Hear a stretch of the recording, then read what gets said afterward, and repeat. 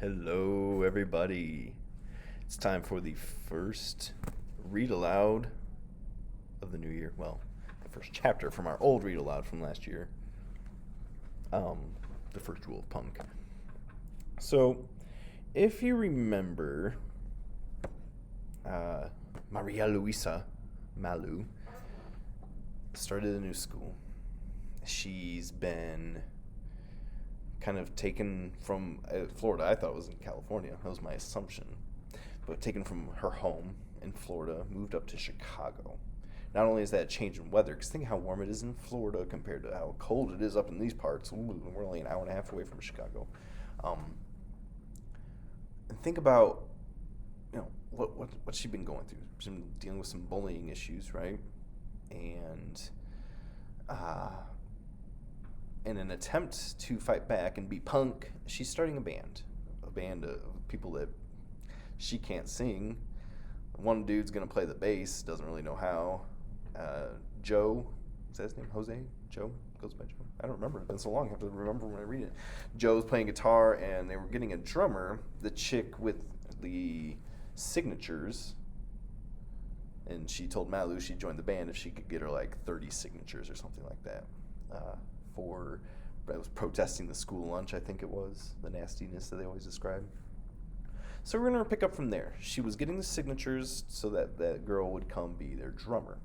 And this is chapter 17. Mom sat at the kitchen table with her familiar semester preparation spread. Her laptop was open, and there were papers and books everywhere. Sounds like me when I'm working on stuff at home. Whatever you do not touch the sticky notes, she said when I sat down. I began stacking her books by size. I wouldn't dream of messing with your system, Mom. You'd better not. How was school?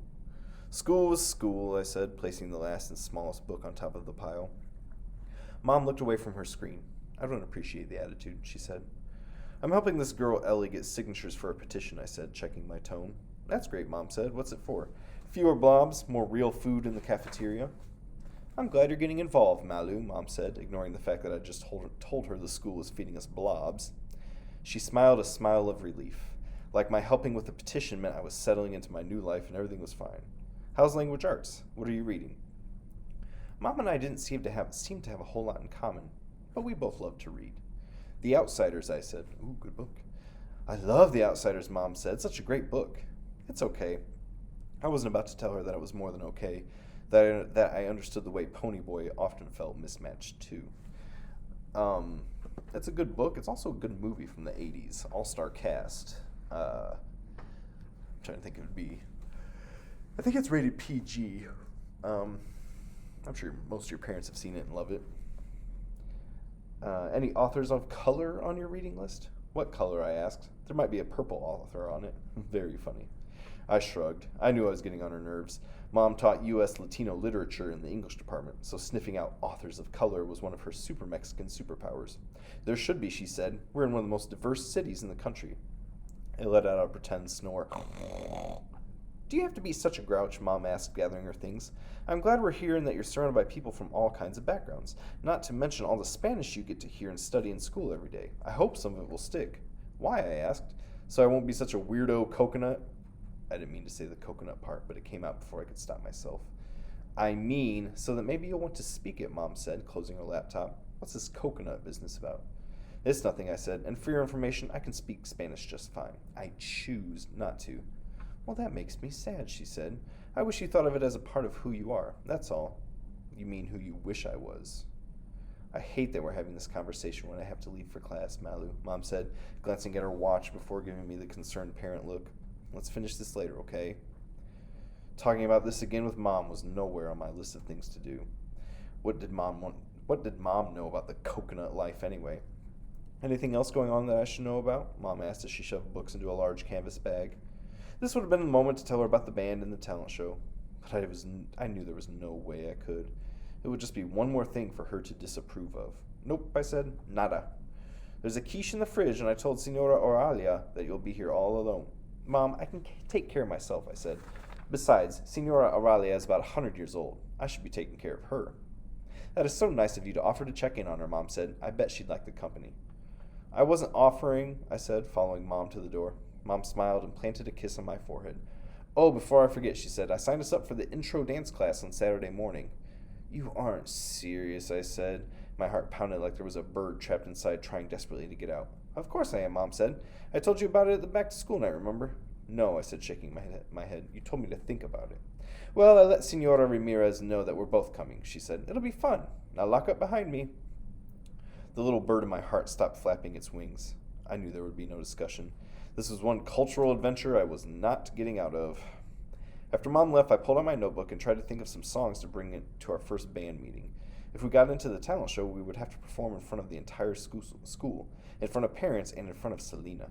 We didn't have a song or a real drummer. I could never bring myself to sing into the microphone at record store shows. How are we going to play as a band? I got that out-of-control feeling like when you're on a roller coaster, strapped in, and you realize it's too late to get off the ride. All you can do is close your eyes, hang on tight, and wait for it to end. So I called Dad because I knew he would at least slow down the roller coaster for me. Ramone's songs are easy to learn, he said.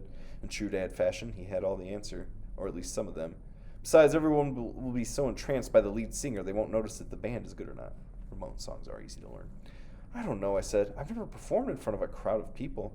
I'm proud of you for trying something that scares you. Dad, I said, do you know what a coconut is? Only the key ingredient in my favorite candy bar, he answered. Why? No, like if someone calls you a coconut, I said. It means you're brown on the outside and white on the inside. I told him about our band's name. That's pretty clever, Dad said, and subversive. It works, I guess. What's the problem then? I thought about Dad's question. What was the problem?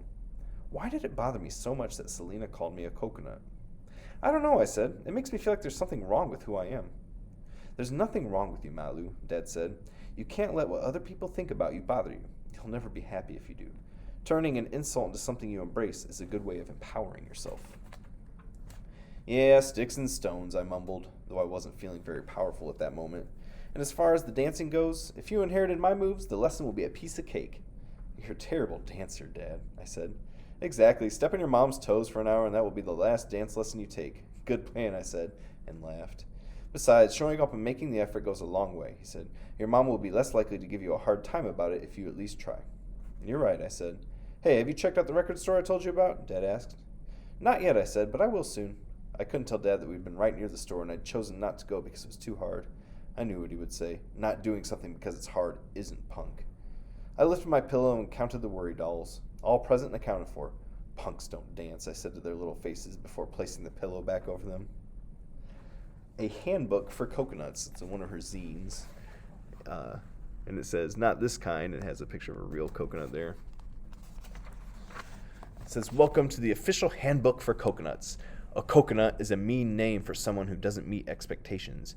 It means you are brown on the outside, white on the inside. Ridiculous, right? But does that really mean? What does that really mean? Why can't we just be? You may be a coconut if you find yourself inside a delicious candy bar. Mounds. You guys ever had mounds? Or if you're brown on the outside, but your Spanish is terrible. You have no idea where the accent marks go. And it's got a bunch of pictures. No problemo. And it's got wrong. And all this silly stuff here. Spicy food turns you into a fire-breathing monster. Me. Cilantro tastes like a bar of soap. Foul weed. You're a vegetarian. You dress like a weirdo. You listen to strange music. If these describe you, then you might be a coconut. Cue dramatic music. Well, I dress like a weirdo and I listen to strange music. Maybe I'm a coconut. Questions you may hear a lot. What are you? Where are you from? How come you never speak Spanish? Why don't you like blank? What kind of person doesn't eat blank? I mean, what are you? Congratulations, you're officially a member of the Sister or Brotherhood of Coconuts. Clip out your membership card and show it at a restaurant so you don't have to embarrass yourself by telling them to hold the cilantro. And it's got more funny stuff here. And then it has the Sisterhood, Brotherhood of Coconuts. That's funny. Well, she's going to go to that dance class. I imagine some disaster is going to happen there.